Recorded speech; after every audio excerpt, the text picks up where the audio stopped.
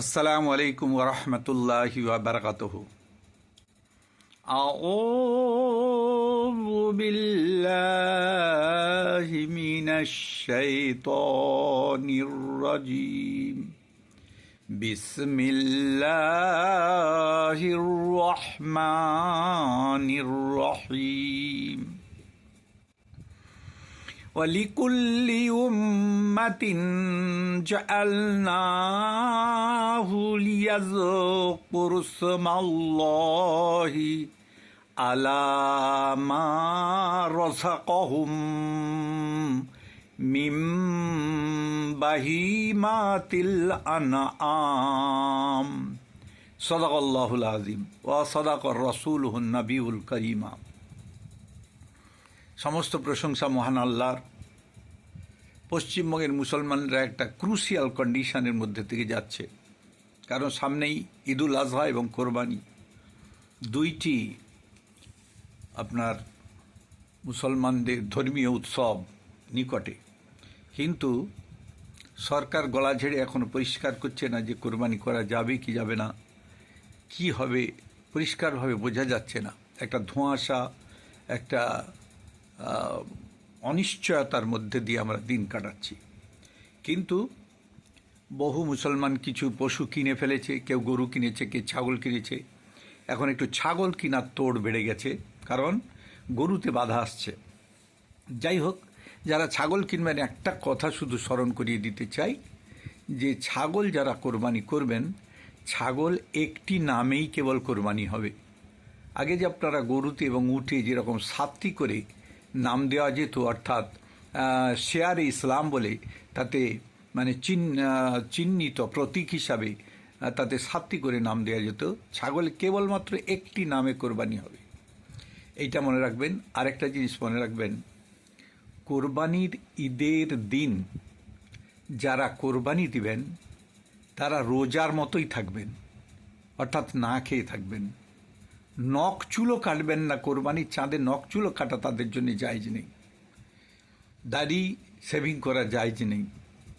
একেবারে 10 তারিখে কোরবানির পর, 10ই জিলহজ কোরবানির পর নখ চুল ইত্যাদি কাটা হবে, দাড়ি শেভিং হবে। এবং এই যে কোরবানির পশুটিকে সকালবেলা গোসল করিয়ে দিবেন, এটাও একটা কাজ। আর সকাল থেকে কিছু খাবেন না, ওই পশুর মাংস যখন রান্না হবে তাই দিয়ে আপনার রোজা ভঙ্গ হবে। বুঝতে পেরেছেন? সুতরাং এই দিকটা খেয়াল রাখবেন।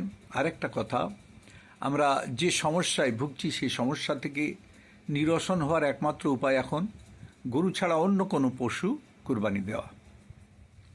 মানে ছাগল আছে, ভেড়া আছে, দুম্বা আছে, উট আছে, ইত্যাদি ইত্যাদি, এইসব আপনারা ক্রয় করে কোরবানি দিবেন। আর যারা গরু কিনে ফেলেছেন তারা যে কী করবেন আমি নিজেও বুঝতে পারছি না, কি বলবো খুঁজে পাচ্ছি না।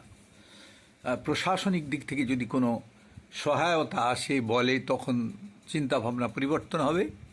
এখন আপাতত কিছু বলা যাচ্ছে না। তা যাই হোক, এখন কোরবানি আগে নামাজ হবে, কোরবানির আগে ঈদুল আজহার নামাজ। এই নামাজটি কিন্তু ওয়াজিব নামাজ, এর নিয়াতটি এই রকম করতে হয়, আমরা করে থাকি, যুগ যুগ ধরে করে আসছি। নওয়াইতুয়ান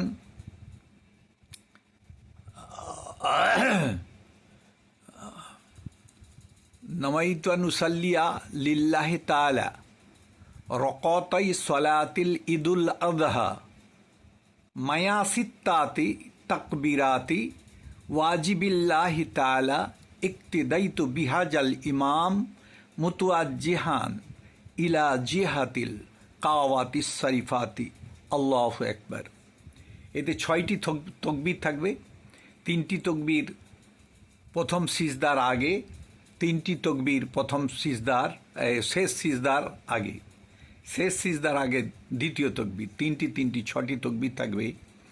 এই তকবীরগুলো একটু সাবধানে দিবেন, কারণ অনেক সময় বছরে একবার নামাজ ভুল হয়ে যায়, সেদিকে খেয়াল রাখবেন। ইমাম সাহেব তারতিব যখন বলে দিবে একটু মন দিয়ে শুনবেন, এবং সেই হিসাবে আপনারা ঈদুল আজহার নামাজ একবার। এবং যারা কোরবানি দিবে না তারাও সকালবেলা না খেয়ে ঈদুল আজহার ময়দানে যাবেন। সবথেকে বড় কথা, এটা ওয়াজিব নামাজ। এর আগে একটা ফরজ নামাজ থাকে, সকালের ফজরের ফরজ নামাজ। এই ফরজ নামাজ যদি কেউ আদায় করে না থাকে, তবে ঈদুল আজহার নামাজ তার আদায় হবে না। ঈদুল আজহার নামাজ, ফজরের ফরজ নামাজ আদায় না করলে কোনো মতেই আদায় হবে না। সুতরাং সেদিকে খেয়াল রাখবেন এবং সকলে মিলেমিশে ঈদুল আজহার নামাজ আদায় করবেন, যাতে ঝগড়াঝাটি না হয়, অশান্তি না হয়। এক জায়গায় মানুষ জমা হলে একটু মানুষের পুরাতন ক্ষোভ ইত্যাদি উগরে দেওয়ার চেষ্টা হয়। তো মুসলমানদের সেই দিক থেকে সাবধান থাকতে হবে। এমনিতেই আমরা একটা ব্যাড কন্ডিশনের মধ্যে থেকে যাচ্ছে, আমাদের ঈদুল আজহা সঠিক মতো হচ্ছে না। যদি হয়তো আলহামদুলিল্লাহ, খুব ভালো। সরকার থেকে যদি অর্ডার দেয় যেমন হতো তেমন করো, কোনো অসুবিধা নাই। আর নানা রকম আইনি দড়িতে বাঁধা, অর্থাৎ লাল ফিতার বাঁধন, যেমন ওখান থেকে অর্ডার আনো, ওখান থেকে পারমিশন আনো, ওখান থেকে মুখ করো, এইসব যদি হয়ে যায়, যেটা আমাদের পূর্ববর্তী সরকারের কাছ থেকে আমরা কোনো রকম বাধা বিপত্তি পাইনি, এইরকম যদি বিপত্তি আসে তাহলে গরুকে কোরবানি না করাই ভালো। ওকে অ্যাভয়েড করে ছাগল, দুম্বা, উট ইত্যাদি কোরবানি করতে পারেন।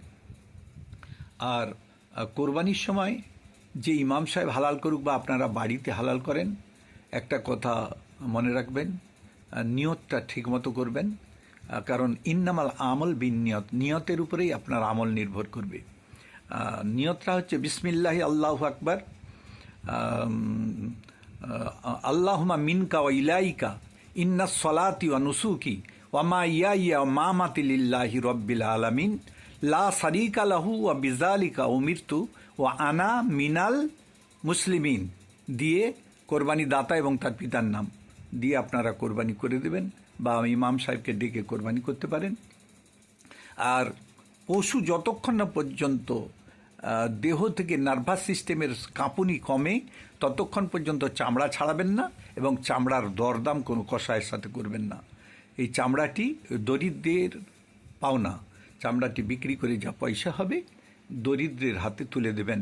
এটা এক ধরনের মুসলিম কমিউনিজম, অর্থাৎ মুসলমানদের সমাজতন্ত্র, এদিকেও খেয়াল রাখবেন।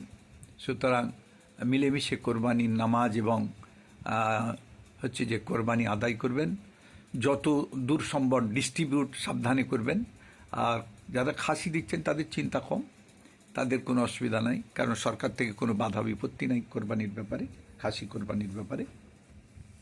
সুতরাং আপনারা সকলে সঠিকভাবে এই উৎসব, মুসলিম উৎসব পালন করবেন। ঝামেলা, সমস্যা, সরকারি বাধা বিপত্তিকে যাতে অ্যাভয়েড করা যায় সেদিক থেকে আপনারাও খেয়াল রাখবেন, আমরাও খেয়াল রাখব। আসসালামু আলাইকুম ওয়া রাহমাতুল্লাহি ওয়া বারাকাতুহু।